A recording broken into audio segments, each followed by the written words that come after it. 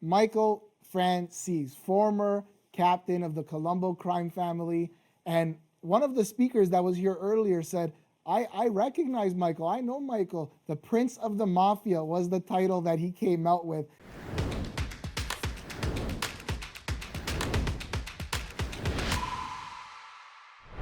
We're here to learn from you, learn from your past life, all your experiences. You have a ton of wisdom. I loved our first talk.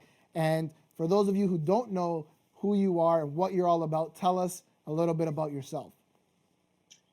Well, thank you for that introduction. I appreciate it. Yeah, and the Prince of the Mafia was, I think, somebody in the media put that on me, because of my dad and that. But anyway, yeah, for those of you that don't know, I mean, I was a captain in the Colombo Crime Family, one of the five Cosa Nostra families in New York. My dad in the 1960s was the underboss of that family.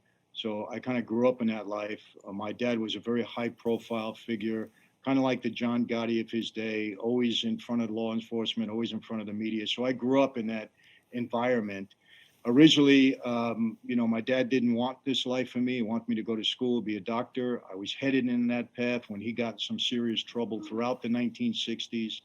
Eventually ended up in prison on a 50-year prison sentence. He was indicted by the feds for masterminding a nationwide string of bank robberies, a crime that until this very moment, I believe my dad was innocent of. He did 40 years in prison as a result of that. I believe he was framed by the government. And I'll take that to my grave. I'm not just saying it. I believe it after a thorough investigation over many, many years on my part. But anyway, when dad went off to prison in 69, in 1970, I was a pre-med student, and my path changed in order to help my dad get out of a 50-year prison sentence. So he proposed me for membership in the family. He thought that was a pathway for me to help him in his problems. And I became a recruit, under Joe Colombo in 1971 or 72. In 1975, after proving myself worthy to become a member, I took an oath and became a made member of that family and remained in that family until about 95, when I believe that I formally walked away from that life. And since then, I've been married. I have 7 children. I've shared my testimony throughout the world. I've got several books written. They're doing a television series on my life. I'm a life coach and a business coach, and I own pizza stores. And God has been very good to me. So that's about it. That's the quick summary.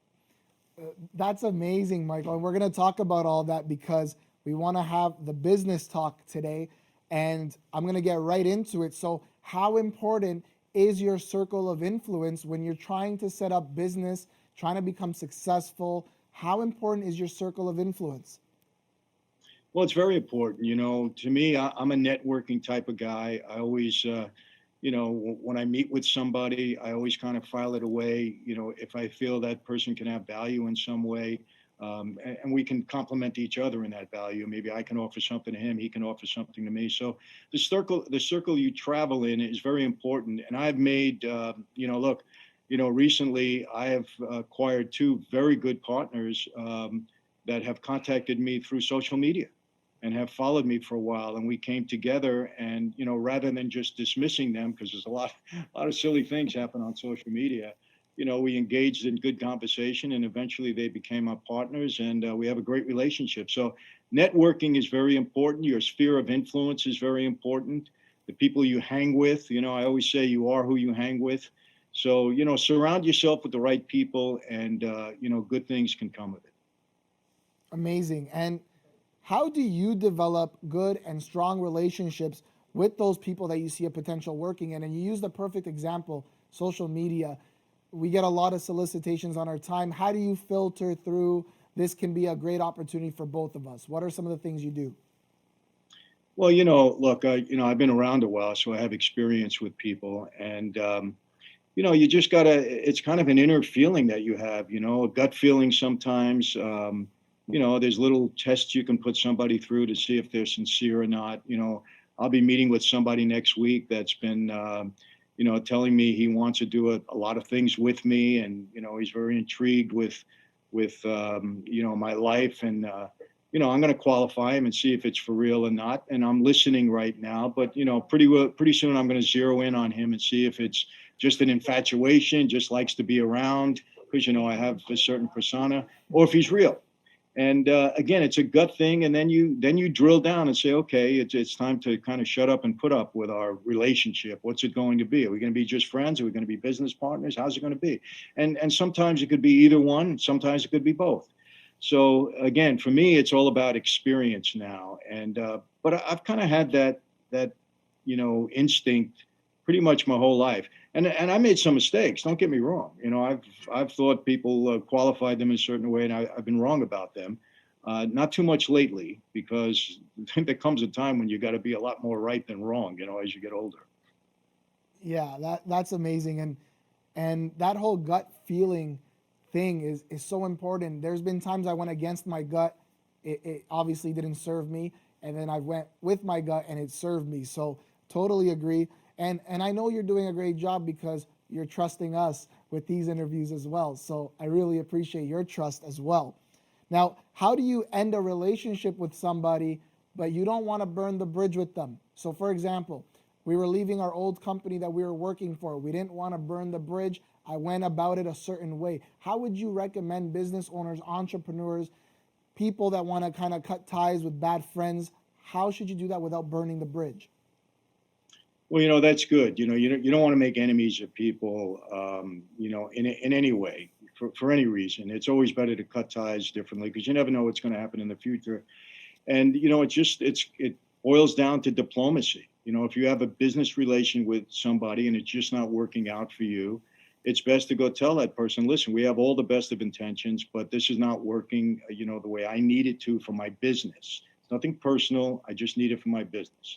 And it's always good to keep it that way, even if there is a personal feeling like, you know what, I'm just not comfortable with this guy at this point in time. Right. Today with social media, you got to be so careful, because you burn a bridge. Somebody gets on social media and they start making up all these stories with you, about you. And if you try to refute them, all it does is fuel the fire and keep it going.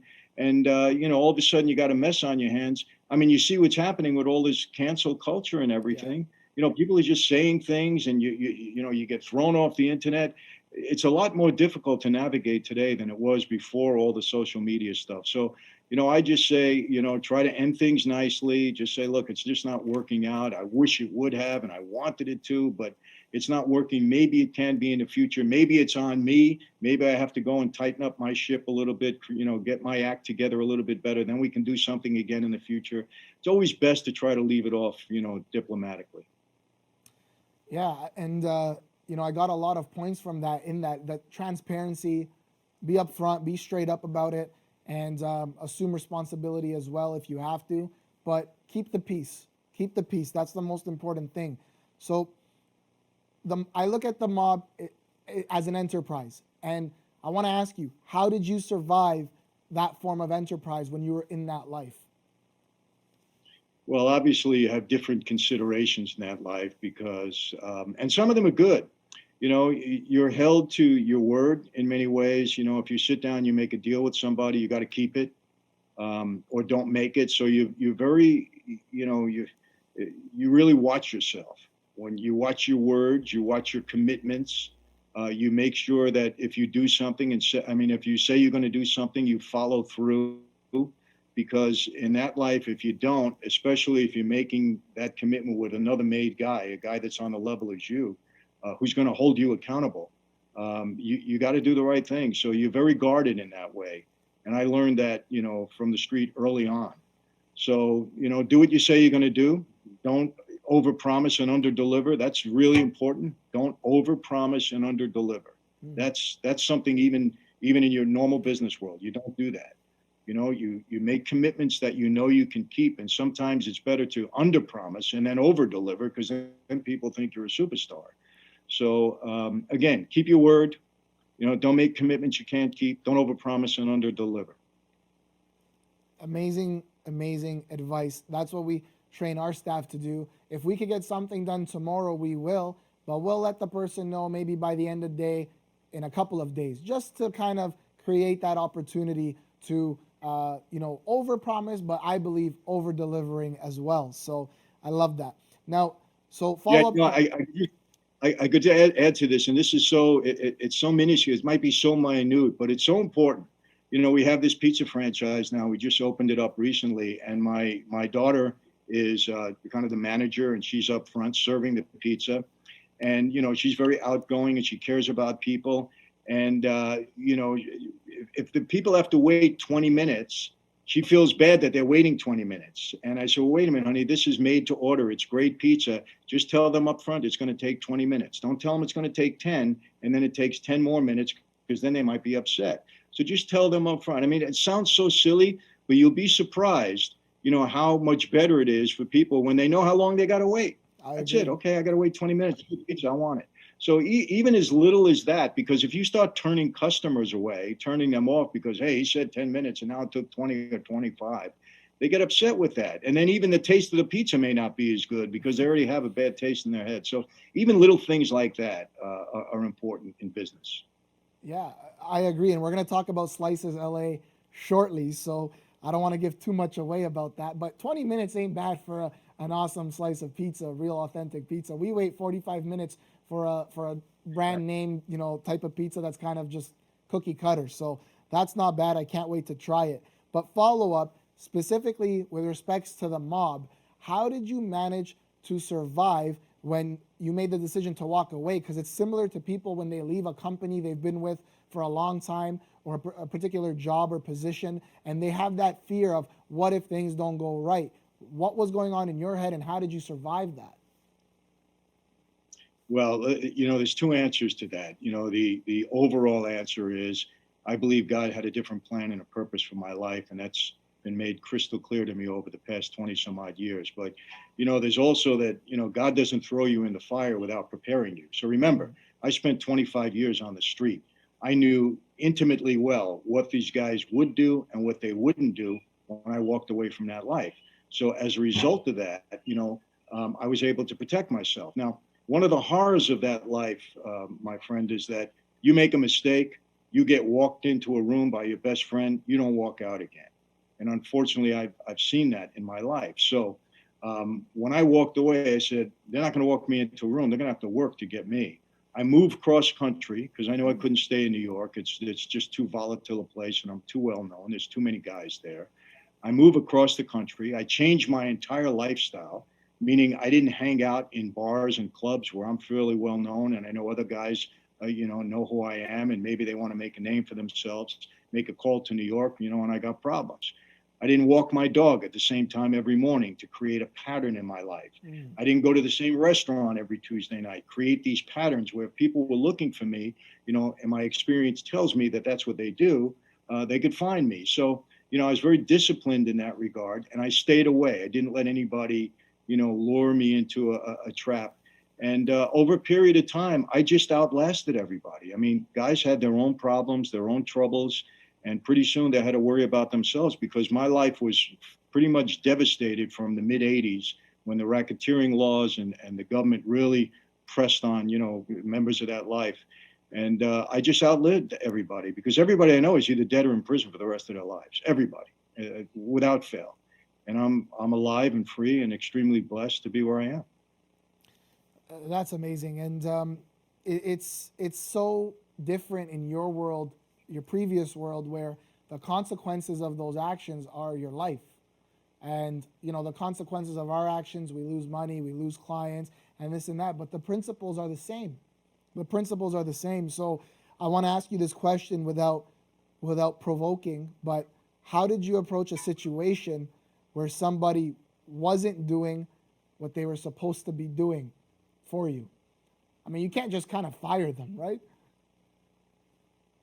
Well, sometimes, I mean, you know, I wasn't that, you know, hard a guy in that respect. I mean, I'm a guy of giving second chances. So, you know, sometimes I think I'm a sucker. I mean, I'm easy. You give me a sob story a lot and I can go, you know, I can go along with it unless it's something that you really did that is just, you know, I'm not going to stand for that. But, you know, unfortunately in my lifetime with people working for me, I mean, you know, I've had a good crew. I had a good staff of people. And if somebody didn't work out, I just told them, you're not working out. You know what I mean? It's just not going to work, and I got to let you go. So this is it. You got a week, or I got to let you go today. I mean, if you steal from me, you're gone. Um, but I didn't have much trouble with that, quite honestly. I always seemed to pick the right people that worked hard for me, and it goes along with my kind of belief in that you do what you do best and you delegate the rest to the people that do the job as well or better than you, people that you can trust and people that you can manage. And in the successful operations that I've had, I've been able to do that because you're only as good as the people that you choose around you, and you're only as good as your ability to motivate them to do the best job for you. I agree. I agree. We're going to get into that, how to manage a large team, right after this question. So, when you were in the gas business, last time we spoke, and from all your conversations and interviews, you were earning like around $10 million a week at the very high end, and it was through the gas business. So, tell us how you were doing that. Tell us the whole, like, what was the scheme exactly? Well, let me clarify that. I mean, I wasn't earning that kind of money for myself, but the operation was grossing that kind of money. Right. Anywhere between $8 and $15 million a week. So it would average out to, 8, 9, $10 million. That's how much we were bringing into the operation. And basically, we devised a scheme to defraud the government out of tax on every gallon of gasoline. And at that time, the tax was 25 to 30 cents state and local, another 9 cents federal. So you had almost 40 cents a gallon, at that point in time. It's much higher now, but that's what you had. At the height of my operation, we were selling half a billion gallons of gas a month, and we were taking down 20, 30, 40 cents, whatever deal that we made. So it's a very significant amount of money. I had over 350 gas stations that I either owned, leased, operated, was servicing in some way. We had 18 companies that were licensed to collect the tax on every gallon of gasoline, wholesale operations. And I had a big terminal that I bought from British Petroleum at the time in Oceanside, Long Island. And we were storing gasoline there as well as in other terminals throughout the state. So it was a big operation. And there was a lot of accounting involved because we had to, fool the government, so to speak, into staying away from us for 9, 10, 11 months while we were collecting the tax and not paying for it until we would burn out the company and go to another company that we had set up already. So it was kind of a daisy chain operation. It took a lot of thought, it took a lot of maneuvering, it took a lot of work, and I had a partner that was very brilliant in this regard, and between the two of us we were able to put this deal together. I ran it for 7 or 8 years. I had the Russian mob guys that were involved with me. They were great partners at the time. And, we just had a great cartel, for a long period of time. So, how many people were a part of that organization, that particular part of the business, and how did you manage all of them? Because I assume, like, with over 300 stations, like, there were a lot of people that were working for you during that time, right? That's correct. But not everybody understood and knew what the scheme was. That was pretty well, restricted to myself, my partner, the accounting team that we had. Obviously, there had to be accountants that we can trust. And the Russians, the three principal Russians that I were involved with, they understood. And people on the outside that were doing or trying to do the same thing that just honestly couldn't do it as well as we did it, um, they knew. But the people working for me, the people running a gas station or the people that were driving a truck at the time, they didn't know. I mean, they were in the gas business and they were doing their job, and we didn't tell them what was going on, never admitted anything to them, never brought them into the, inner circle, so to speak. So they were just doing their job, and we had different people managing them. I had people going to collect the money. We had people watching the stations. We had people, in the offices. So it was a fairly, legitimate operation to those that weren't on the inside of it. Got it.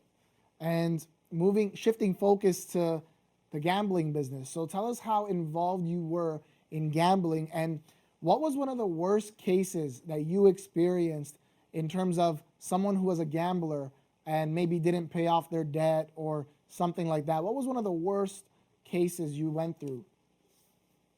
Well, listen, I myself wasn't in the business of gambling, but the way it worked at that time is that we had bookmakers that were on the street, and bookmakers take bets illegally. They collect the money, they don't pay their taxes, and it's not a legal operation. but just about every bookmaker in New York, especially, and in the Northeast region, anyone that can, take a sizable bet, they have to be connected with organized crime because we wouldn't let them operate on their own. And a lot of times, they needed money, we would provide it for them. And remember, a bookmaker gives you credit. You don't have to put your money down. You get credit. They write the entry on a piece of paper. You lose the bet. You got to come and pay. Well, oftentimes people lost more than they had and they couldn't, a bookmaker couldn't collect. So they would come to us. And obviously we were pretty good collectors. So, look, my theory all the time, or the way I operated, you don't want to hurt somebody. You don't want to put them, you don't collect your money like that. You put somebody in a hospital. If they don't have the money, they don't have it. Most of the time, a gambler, if they have the money, they want to pay you because they want to gamble again. So if somebody doesn't have the money, what's the sense of putting them in the hospital or breaking their legs like we hear all the time? That doesn't happen all the time. The only time that happens is if somebody's making a total fool out of you. If they're gambling with you, saying they don't have the money, then they go to the bookmaker across the town and they start putting money down with him. And, if it gets to where this guy, he just is not going to learn his lesson, then it could be a problem for him. But most of the time, it's not that way. Now, when it comes to an athlete, it's a whole different story because an athlete has something to offer. They could shave points in a competition. They can offer inside information that can help you, in your gambling situation, give you an edge when you're betting. So somebody like that, you want to cultivate. You don't want to hurt. You want to cultivate them. You want them to work for you. So you put them in a compromising position and you say, now this is one way for you to get out of it, and you make them do your bidding. So that's the way you would operate most of the time.